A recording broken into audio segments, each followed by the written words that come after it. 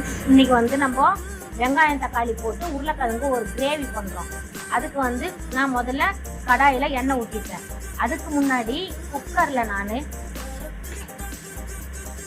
1/2 kilo உருளைக்கிழங்கு வேக வச்சு தோல் உரித்து வச்சுருக்கேன். இப்போ பாருங்க, இதில் கொஞ்சமாக கடுகு உளுந்து போடணும், கொஞ்சம் சோம்பு போடணும்.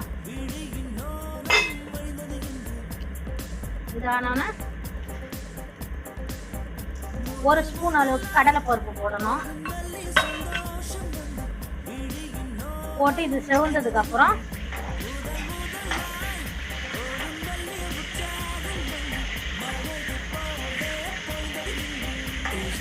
அரிஞ்சு வச்சுருக்கேன்.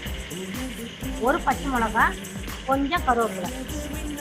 இப்போ இது செவந்த உடனே கடலைப்பருப்பு இந்த அளவுக்கு செவக்கணும், நல்லா ப்ரௌனாக வரணும்.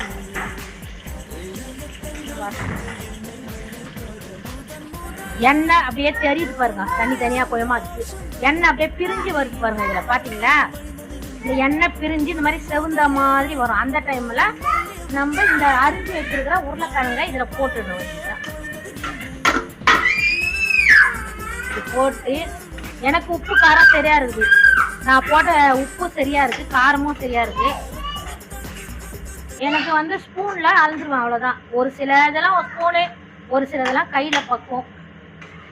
இங்க பாருங்க, அவ்வளவுதான். இந்த மாதிரி கிரேவி இதுக்கு இன்னும் கொஞ்ச நேரம் ஒரு 5 நிமிஷம் அப்படியே வச்சிருந்துட்டு நம்ம ஆஃப் பண்ணிடலாம். ஹலோ ஃப்ரெண்ட்ஸ், இது ஏகேஎம் சமையலுடைய பொட்டேட்டோ கிரேவி. இப்படிதான் இருக்கும். இதில் வந்து பச்சை பட்டாணியும் போட்டு செய்யலாம். இன்னைக்கு என்கிட்ட பச்சை பட்டாணி இல்லை, அதனால வெறும் வெங்காயம் தக்காளி இஞ்சி பூண்டு பேஸ்ட் போட்டு செஞ்சுருக்கேன். ஹலோ ஃப்ரெண்ட்ஸ், இது ஏகேஎம் சமையலுடைய பொட்டேட்டோ கிரேவி. இப்படிதான் இருக்கும். இதில் வந்து பச்சை பட்டாணியும் போட்டு செய்யலாம். இன்னைக்கு என்கிட்ட பச்சை பட்டாணி இல்லை, அதனால வெறும் வெங்காயம் தக்காளி இஞ்சி பூண்டு பேஸ்ட் போட்டு செஞ்சுருக்கேன்.